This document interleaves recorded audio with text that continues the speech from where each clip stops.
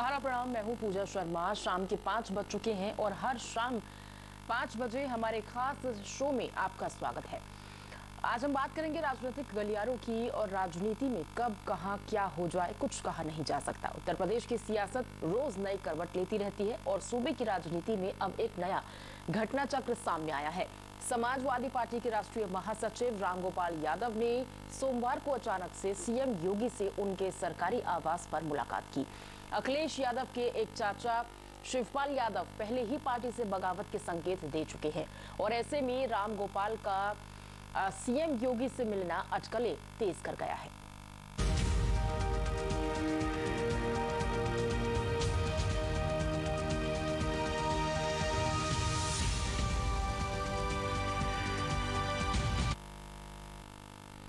उत्तर प्रदेश की राजनीति में इस समय काफी हलचल हो रही है और एक तरफ विधान परिषद की तैयारियां चल रही हैं, वहीं दूसरी तरफ विपक्षी नेताओं के खिलाफ लगातार कार्रवाई की जा रही है।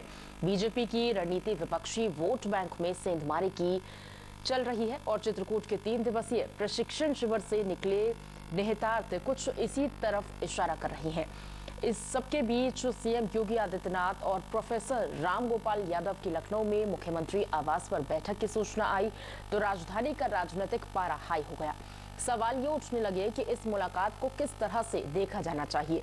हालांकि समाजवादी पार्टी की तरफ से ये कहा गया है कि एसपी कार्यकर्ताओं के उत्पीड़न के मसले को लेकर रामगोपाल यादव सीएम योगी के पास पहुंचे थे।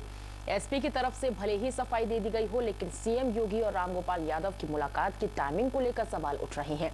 सवाल ये भी उठ रहे हैं कि एसपी ने मुलाकात की स्थिति साफ कर दी है, लेकिन क्या ये सच है या फिर अंदर ही अंदर कुछ और ही खिचड़ी पक रही है।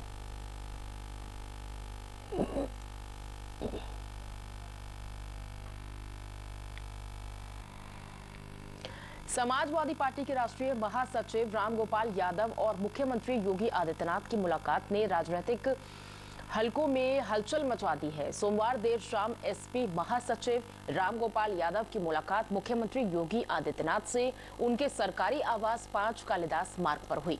हालांकि एसपी ने मुलाकात को सामान्य शिष्टाचार मुलाकात ही बताया है। समाजवादी पार्टी के प्रमुख राष्ट्रीय महासचिव रामगोपाल यादव और मुख्यमंत्री योगी आदित्यनाथ की मुलाकात ने राजनीतिक हलकों में हलचल मचा दी है। सोमवार की देर शाम सपा महासचिव रामगोपाल यादव की मुलाकात मुख्यमंत्री योगी आदित्यनाथ से उनके सरकारी आवास 5 कालिदास मार्ग पर हुई। हालांकि सपा ने इस मुलाकात को सामान्य शिष्टाचार मुलाकात बताया है। सोमवार की देर शाम जैसे ही यह खबर आई कि समाजवादी पार्टी के राष्ट्रीय महासचिव रामगोपाल यादव ने मुख्यमंत्री योगी आदित्यनाथ से उनके सरकारी आवास पर मुलाकात की है, जो लगभग आधे घंटे तक चली है। इसके बाद राजनीतिक गलियारों में इस मुलाकात के मायने निकाले जाने लगे हैं। हालांकि समाजवादी पार्टी इसे शिष्टाचार मुलाकात बता रही है। समाजवादी पार्टी ने एक ट्वीट कर कहा है कि समाजवादी पार्टी के प्रमुख राष्ट्रीय महासचिव प्रोफेसर रामगोपाल यादव ने मुख्यमंत्री श्री योगी आदित्यनाथ से लखनऊ में मुलाकात की, लेकिन सूत्रों की माने तो सपा महासचिव ने वर्तमान राजनीतिक हालातों के साथ ही पार्टी कार्यकर्ताओं के उत्पीड़न के मुद्दे पर भी बात की है। पिछले दिनों फिरोजाबाद, एटा, फर्रुखाबाद, कन्नौज, इटावा आदि जिलों में कई सपा नेताओं के खिलाफ कार्रवाई हुई है। विधान परिषद चुनाव को लेकर भी दोनों नेताओं के बीच चर्चा हुई। वहीं राजनीतिक जानकारों की माने तो रामगोपाल यादव की मुलाकात यूं ही नहीं प्रदेश के मुख्यमंत्री योगी आदित्यनाथ से हुई है, इसके राजनीतिक मायने भी हैं। आने वाले समय में इस मुलाकात का असर देखने को मिल सकता है। फिलहाल कल सपा के प्रमुख राष्ट्रीय महासचिव रामगोपाल यादव और मुख्यमंत्री के बीच हुई बातचीत के बाद आज विधान परिषद के लिए नामांकन करने वाली सपा प्रत्याशी कीर्ति कौल का पर्चा खारिज हो गया है। इसके पीछे जो वजह बताई जा रही है कि विधान परिषद निर्वाचन के लिए न्यूनतम आयु 30 वर्ष होनी चाहिए, लेकिन समाजवादी पार्टी की विधान परिषद उम्मीदवार कीर्ति कौल ने नामांकन पत्र में अपनी आयु 28 वर्ष दिखाई थी। ऐसे में यह सवाल उठना लाजमी है कि क्या समाजवादी पार्टी जैसे बड़े राजनीतिक दल को इतना भी नहीं पता है कि विधान परिषद चुनाव लड़ने के लिए प्रत्याशी की उम्र कितनी होनी चाहिए। समाजवादी पार्टी के प्रमुख राष्ट्रीय महासचिव रामगोपाल यादव और मुख्यमंत्री योगी आदित्यनाथ की मुलाकात के राजनीतिक निहितार्थ जो भी निकाले जाएं, लेकिन एक बात तो तय हो गई है कि विधान परिषद चुनाव में अपना प्रत्याशी उतारने वाली समाजवादी पार्टी ने अपनी फजीहत करा ली है। चूंकि कम उम्र होने के कारण सपा विधान परिषद प्रत्याशी का पर्चा खारिज हो गया है, ऐसे में बीजेपी के दोनों विधान परिषद प्रत्याशियों का निर्विरोध निर्वाचन होना तय है। सहारा समय के लिए लखनऊ से कैमरामैन समीम के साथ रजत सिन्हा। और हमारे साथ जुड़ रहे हैं वरिष्ठ पत्रकार चंद्रकिशोर शर्मा, बीजेपी नेता राहुल सिसोदिया और एसपी से उदय द्विवेदी हमारे साथ जुड़े हुए हैं। आप तीनों का बहुत बहुत स्वागत है सर इस चर्चा में शामिल। सबसे पहले चंद्रकिशोर जी, आपके पास आते हुए कि देखिए, उत्तर प्रदेश में अगर हम देख रहे हैं दो कौन सी बड़ी पार्टियां हैं तो वो है बीजेपी और समाजवादी पार्टी। इस बार हमने देखा कि किस तरह से बीजेपी ने सेंधमारी की और एक प्रचंड बहुमत के साथ 2022 में उसने जीत भी हासिल की है।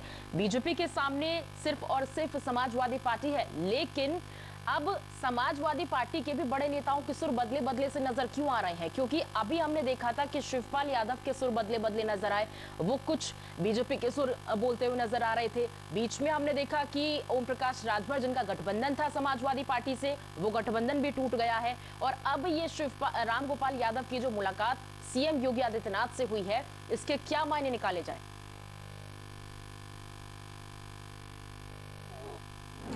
देखिए पूजा जी, निश्चित तौर पे सत्ता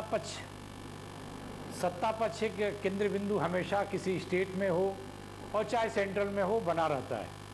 सत्ता पक्ष अपने आप में एक वो सेंटर होता है जहां विपक्ष के भी नेता जाते हैं, प्रतिपक्ष के भी जाते हैं, भूतपूर्व भी जाते हैं, वर्तमान भी जाते हैं।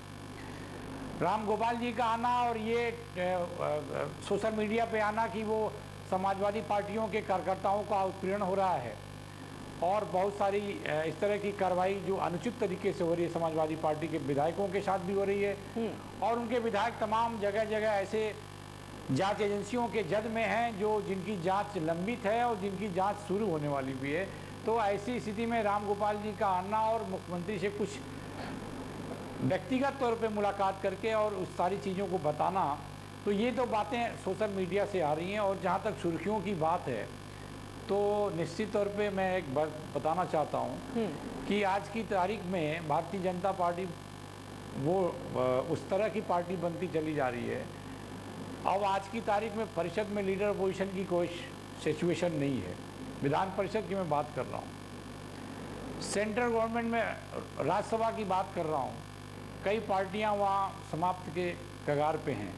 तो निश्चित तौर पे जब एक सरकार मजबूत स्थिति में बनती है तो और सरकार का मजबूत होना दिनों दिन जब सारी चीज़ें निकलना शुरू हो जाती हैं, दिखना शुरू हो जाती हैं, तो कुछ न कुछ ऐसे सर्किट के लोग मिलना चाहते हैं और मिलते रहते हैं, जिससे आए दिन मीडिया वालों को और प्रिंट मीडिया वालों के लिए एक सुर्खियों की खबर मिलती है और वो खबरें जो है अपने आप सुर्खियों में लेके चलाते हैं। हमारा जहाँ तक मानना ये है कि इधर निश्चित तौर पे समाजवादी पार्टी के बहुत सारे विधायक, बहुत सारे कार्यकर्ता अपने कार्यों को लेकर चिन्हित हुए हैं और सरकार उनके खिलाफ जांच करा रही है, सरकार उनके खिलाफ कार्रवाई करा रही है। तो हो सकता है एक मायने वो हो कि भाई राष्ट्रीय महासचिव हैं और मिलकर के पार्टी के कार्यकर्ताओं, विधायकों के उत्पीड़न के संबंध में कुछ बात करना चाहे हों या व्यक्तिगत तौर पे ये अनुरोध करना चाहे हूँ कि भाई अनावश्यक तरीके से परेशान न किया जाए। ये तो तय है कि आने वाला जो 2024 का इलेक्शन है, निश्चित तौर पे जो इलेक्शन का सिनेरियो होगा वो सपा और भारतीय जनता पार्टी के बीच का होगा। तो समाजवादी पार्टी अपनी स्थिति अपने आप में जो लगातार किस तरह से कभी गठबंधन के लोग जा रहे हैं, कभी पार्टी के लोग ही छोड़ के भारतीय जनता पार्टी में शामिल हो रहे हैं, कभी कोई इस्तीफा देके समाजवादी पार्टी से दूर चला जा रहा है। तो निश्चित तौर पे भारतीय जनता पार्टी कहीं ना कहीं मुफीद में है, फ़ायदे में है और मजबूत होती जा रही है। तो ऐसी स्थिति में हमें लगता है कि प्रदेश के लोगों के बीच ये बातें आ रही हैं कि भाई अमुक तारीख को ये मिल रहे हैं, अमुक तारीख को मिल, जैसे बीच में सतीश मिश्रा जी का बहुजन समाजवादी पार्टी से बात आ रही थी, लेकिन आई गई बात ख़त्म हो गई। अब ये राम गोपाल जी आ गए हैं, गठबंधन को लेकर के ओम प्रकाश राजभर का भी इशू बना था बीच में।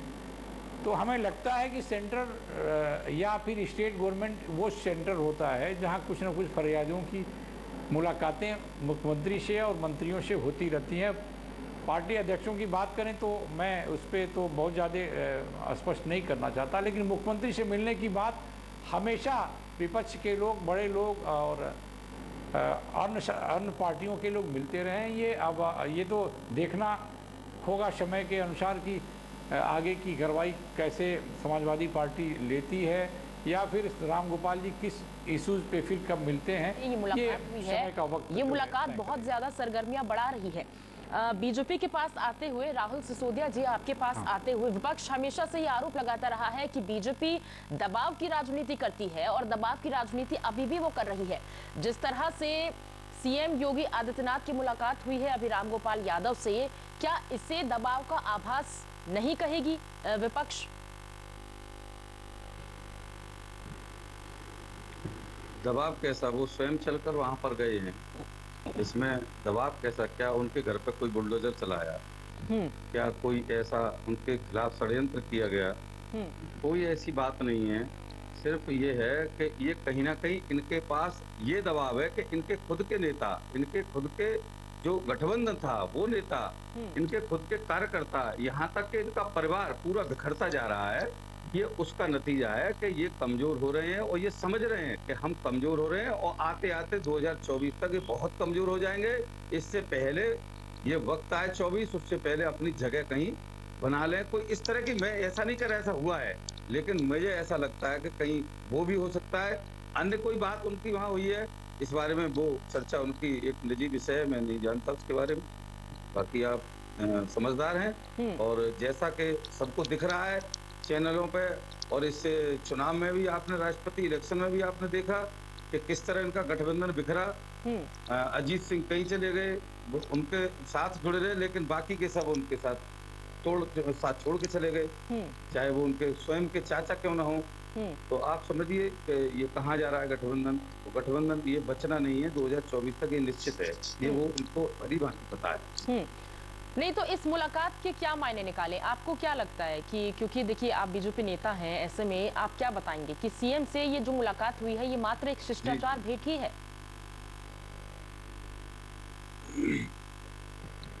देखिए ऐसा होता है जब किसी व्यक्ति को ये पता है कि मेरा आने वाला भविष्य किस ओर जा रहा है, तो उस भविष्य को संवारने के लिए या उसके लिए कोई भी जुगत ढूंढने के लिए वक्त रहते अपनी कोई उनकी नीति हो सकती है। चाहे वो भारतीय जनता पार्टी जो किस प्रकार से अपना गठबंधन बना सकते, ये भी हो सकता है, कोई बड़ी बात नहीं है। लेकिन मैं इसको एक अपनी निजी राय मानता हूँ, ऐसा नहीं है कि मैं कोई ऐसा कह रहा हूँ ऐसा हुआ है। तो मैं समझता हूँ कि कहीं ना कहीं ये घबराहट सपा के नेताओं में, यही नहीं, मैं ये समझता हूँ जिले से लेकर प्रदेश लेवल तक हर नेता में घबराहट है और वो अपनी अपनी जगह ढूंढने में लगे हुए हैं। क्योंकि मेरी आए दिन समाजवादी पार्टी के नेताओं से, अपने शहर में अपने जिले के नेताओं से बात कई लोगों से मौकों पर होती रहती है, तो वो अपने मन की कुंठा को कहीं ना कहीं निकाल रहे हैं और वो कहते हैं कि भाई हम भी कुछ विचार करेंगे। तो मैं व्यक्तिगत रूप से मेरी लोगों से बात हुई है उस विषय को, इसलिए मैं मानता हूँ कि ऐसा भी हो सकता है कि कोई उन्होंने अपना रास्ता इसमें खोजने का प्रयास किया हो, तो इस विषय पर कोई चर्चा हुई हो। क्योंकि इससे पहले आप देखिए उन्हीं के परिवार में किस तरह का उद्यम हुआ, छीना झपटी सी हो रही है कि पद को लेके और संपत्ति को लेके बहुत कुछ ऐसा है इनके बीच जो शायद सार्वजनिक रूप से कुछ आ गया है, कुछ रह गया है। तो आप समझिए कि ज्यादा व्यक्तिगत मैं उन पर कटाक्ष नहीं करना चाहूंगा, लेकिन जो दिख रहा है वो यही है कि कहीं ना कहीं एक घबराहट इनके गठबंधन के बिखराव की, और यूं समझिए जैसे आज बसपा का जो हश्र हुआ है, कहीं इससे बुरा इनका ना 2024 में। ठीक है, चंद्र किशोर जी आपके पास आते हुए कि अगर पार्टी कार्यकर्ताओं के उत्पीड़न के मुद्दे को उठाने के लिए राम गोपाल यादव आए थे सीएम योगी आदित्यनाथ के आवास पर, तो अकेले ये मुलाकात क्यों हुई? तमाम कार्यकर्ताओं को साथ लेकर आते अगर उनके उत्पीड़न का मुद्दा उठाना था। बहुत सही क्वेश्चन आपने किया है पूजा जी।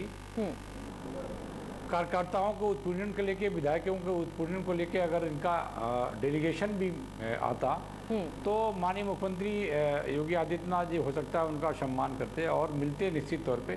हालांकि उचित तौर पे ये देखा जाता है कि सरकार के प्रति अगर विपक्षी पार्टियों में रोष है तो उस रोष का जो अंदाजा है वो बताने का तौर तरीका गवर्नर के माध्यम से शुरू होता है। माननीय राज्यपाल जी को ये लोग जाते हैं और कहते हैं कि भाई हमारे पार्टी के लोगों के साथ ऐसा अत्याचार हो रहा है, लेकिन ऐसा कुछ नहीं हुआ। सीधे वो मुख्यमंत्री से समय लिया और मुख्यमंत्री से मिल ली। अब उनकी इंटीमेसी क्या रही ये तो भविष्य में आने वाले समय पे देखा जाएगा कि फिर अगला उनका कदम कैसा रहता है। लेकिन अभी तक जहाँ तक ये जानकारी हुई है कि वो पार्टी के लोगों के उत्पीड़न को लेकर के मिले, लेकिन इस तरह का मिलना ये बहुत मजबूत दिशा नहीं प्रदान करता। पार्टी के हित में ये एक दिशा मजबूत नहीं बनता। दिशा मजबूत तब बनता जब चुनिंदे बड़े नेता, इवन इनके जो राष्ट्रीय अध्यक्ष हैं, सदन में नेता, सदन के विपक्ष के नेता भी हैं उत्तर प्रदेश सदन के, ये एक डेलीगेशन बनाकर 5 सदस्यीय टीमों को बना करके गवर्नर से मिलते, मुख्यमंत्री से मिलते कि हमारे पार्टी के लोगों के साथ उत्पीड़न हो रहा है, बेजा पावर का इस्तेमाल किया जा रहा है। तो वो तो एक सही तौर तरीका था। लेकिन व्यक्तिगत तौर पे आके राम गोपाल जी का मिलना निश्चित तौर पे कहीं ना कहीं कोई संदेश देता है, इसको नकारा नहीं जा सकता। अब ये भविष्य के गर्त में है कि ये अगला स्टेप वो क्या ले रहे हैं, कैसे ले रहे हैं, ये तो वही तय कर सकते हैं। ठीक है। अब समाजवादी की अगर हम बात कर लें, सपा की अगर बात कर लें तो क्या माहौल बन रहा है? क्योंकि देखिए एक एक करके ऐसा लग रहा है कि सारे बड़े नेता दरकिनार हो रहे हैं। क्या वजह हो सकती है? क्या अखिलेश यादव समझा नहीं पा रहे हैं या फिर इनसे जो गठबंधन टूट रहे हैं, क्योंकि राजभर ने भी गठबंधन तोड़ लिया है, शिवपाल यादव तो पहले ही अपने सुर बदल चुके हैं और अब ये मुलाकात कुछ अलग ही मायने निकाल रही है। तो क्या वजह हो सकती है? माहौल क्या बन रहा है अखिलेश यादव के लिए? पूजा शर्मा जी, भविष्य जहां उज्जवल होता है उगते सूरज को सभी लोग प्रणाम करते हैं और भविष्य की चिंता आज की तारीख में सभी राजनीतिक अपने करियर को लेकर करते हैं। समय सीमा बंधी रहती है, किसी का समय बीतता नजर आता है कि मेरा तो अब 5 साल बीत जाएगा तो फिर 5 साल बाद मैं क्या करूँगा। तो निजी स्वार्थ आजकल राजनीतिक लोगों में बहुत बढ़ गया है। तो निजी स्वार्थ के चलते भी लोग जो है सिद्धांतविहीन राजनीति की तरफ बढ़ रहे हैं। इसमें कहीं कोई वो बातें मैं नहीं कह रहा हूँ, ये देखा जा सकता है, ये प्रमाणिक भी है। तो सत्ता पक्ष के प्रति लोगों का एक अट्रैक्शन रहता है, जैसा कि मैंने इसके पहले भी बोला है कि एक केंद्र बिंदु रहता है, अट्रैक्शन का केंद्र रहता है सत्ता पक्ष। तो हमें लगता है कि इसके पहले भी अखिलेश की सरकार थी तो केंद्र बिंदु रहा है। अखिलेश की भी संख्या बल बहुत अच्छी बन के उभर के आई थी, उनके रिज्यूम में आई थी। उसी तरह से ठीक भारतीय जनता पार्टी की भी सरकार बनी और सत्ता पक्ष जो उनका आंकड़ा था वो बहुत सोचने से समझने से ज़्यादा आंकड़ा उनके पास सीटें आई और विधानसभा में उनकी संख्या बढ़ी। तो ये तो एक आकर्षण का केंद्र रहता है और भविष्य की तलाश में लोग रहते हैं कि आने वाला जो नेक्स्ट 2024 का इलेक्शन है या फिर अगला जो विधानसभा इलेक्शन है, जब भी स्थिति बनती है तो उस हिसाब से अपना लोग पॉलिटिकल लोग तय करते हैं। तो निश्चित होगा कि कहीं ना कहीं से इस तरह की बातें आ रही होंगी, बड़े लोगों के दिमाग हैं और ये तो समय के उसमें छुपा हुआ है कि भाई अगला स्टेप वो कैसा लेते हैं।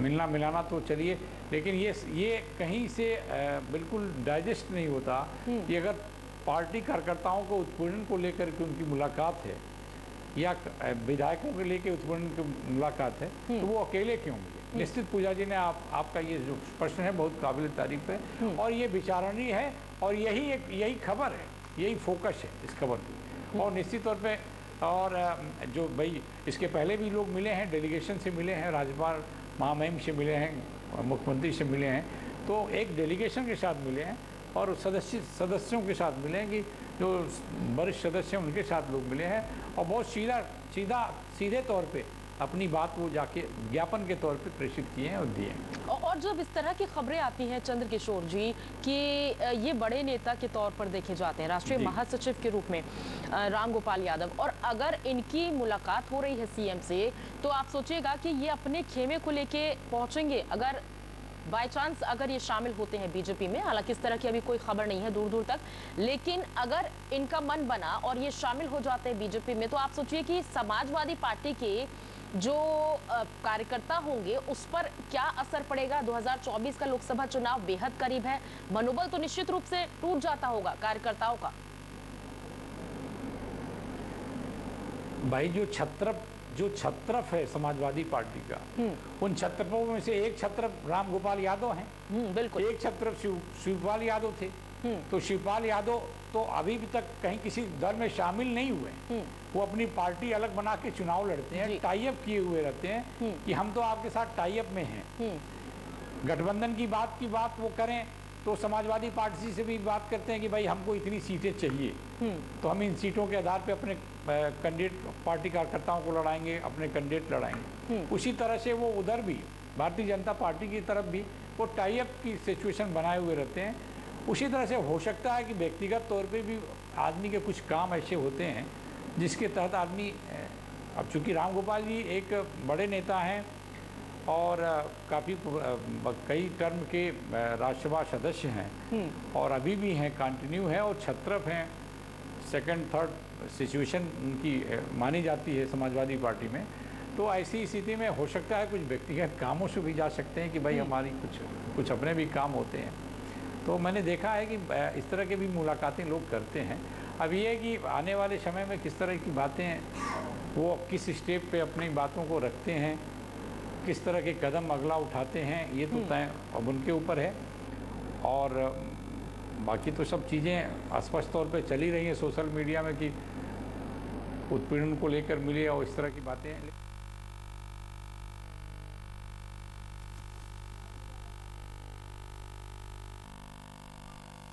बिल्कुल, तो देखिए यूपी में जिस तरह से बीजेपी का सामना है समाजवादी पार्टी से, लेकिन शिवपाल यादव के भी सुर बदले बदले दिखाई दिए, राजभर भी अलग हो गए और अब राम गोपाल यादव की जो मुलाकात यहां सीएम आवास पर प्रदेश के मुखिया से हुई है, इसके भी एक अलग मायने निकलते हुए नजर आ रहे हैं। माहौल भी कुछ उत्तर प्रदेश में अब अलग सा बनता हुआ नजर आ रहा है। राहुल जी, आपके पास आते हुए समाजवादी पार्टी की उम्मीदवार कीर्ति कोल, जिनका पर्चा निरस्त हो चुका है विधान परिषद उपचुनाव के लिए, प्रोसेस एक बार आपसे ये जानना चाहेंगे कि 28 की उम्र है इनकी, कीर्ति कोल की, और क्योंकि इनका पर्चा इसलिए निरस्त हुआ है क्योंकि इनकी एज लिमिट नहीं है, यानी कि न्यूनतम आयु जो होती है वो 30 वर्ष होनी चाहिए, लेकिन कीर्ति कोल की जो उम्र है वो है 28 वर्ष।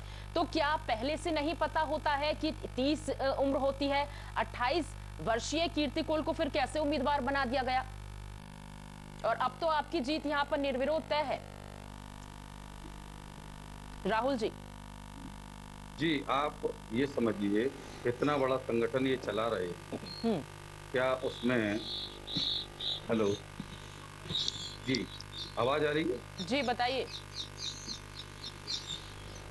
जी आवाज, जी मैं ये कह रहा हूँ कि अगर इतना बड़ा संगठन ये चला रहे हैं, क्या इनके पास इतना ज्ञान नहीं होगा कि हमें कितनी उम्र इसकी है मिनिमम आयु, लेकिन उसके बावजूद इतनी बड़ी गलती हो रही है।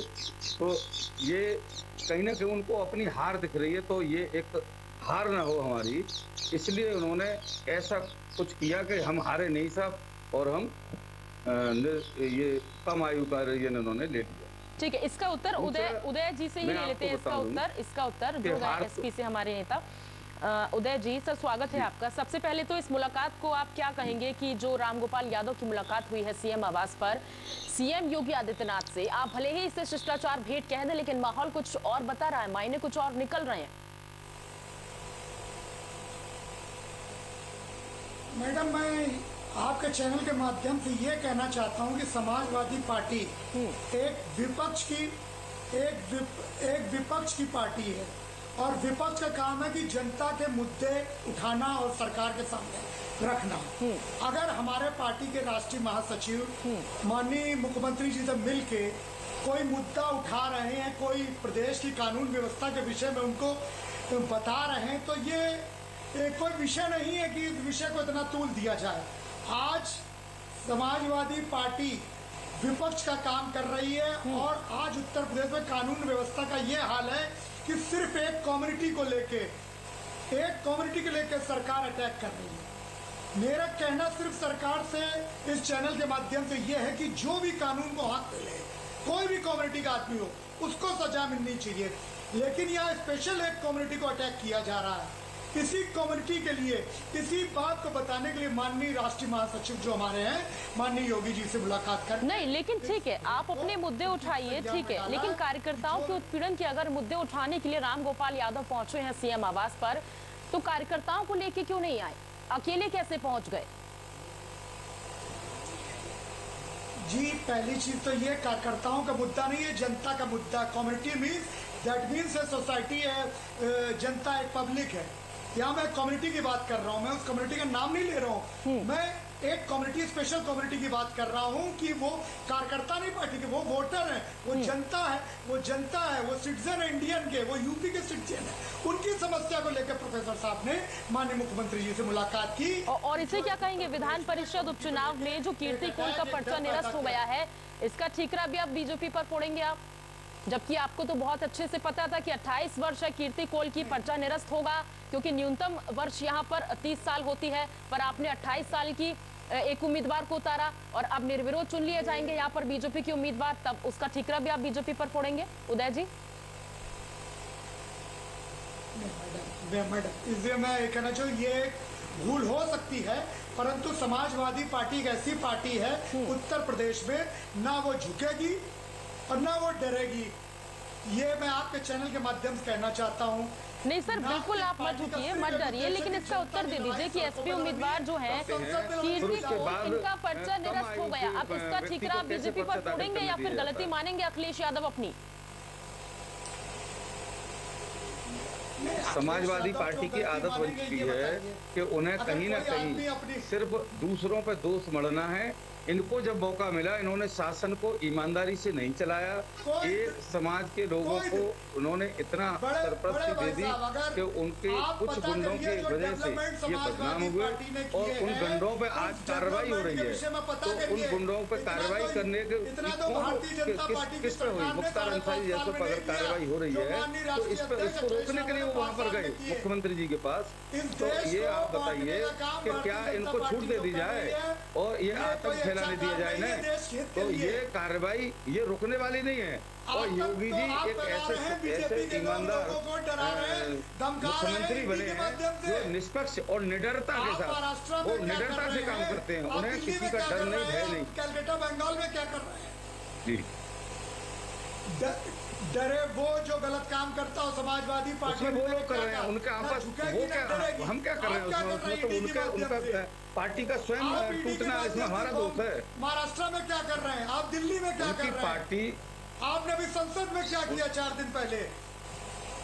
नहीं, देखिए ये आरोप रहता है वक्त के दौर में निश्चित रूप से हमेशा करते होंगे, लेकिन जिस तरह से उत्तर प्रदेश में बीजेपी का सामना समाजवादी पार्टी से है, लेकिन अब राम गोपाल यादव की जो मुलाकात यहां सीएम आवास पर हुई है सीएम योगी आदित्यनाथ से, इसके टाइमिंग पर भी सवाल उठ रहे हैं कि अब माहौल क्या बन जाएगा, क्योंकि शिवपाल यादव तो पहले ही अपने सुर बदल चुके हैं और अब यहाँ पे ओम प्रकाश राजभर भी यहाँ पर अलग ही बयानबाजियां कर रहे हैं समाजवादी पार्टी के खिलाफ। लेकिन जो शिष्टाचार भेंट का एक रूप दिया जा रहा है समाजवादी पार्टी की ओर से कि ये मात्र एक शिष्टाचार भेंट थी, मात्र कार्यकर्ताओं के उत्पीड़न के मुद्दे को उठाने के लिए उन मुद्दों पर बातचीत करने के लिए राम गोपाल यादव पहुंचे हैं सीएम आवास पर, लेकिन वाकई क्या ये एक शिष्टाचार भेंट थी या क्या इसके मायने होंगे, ये देखने वाली बात होगी।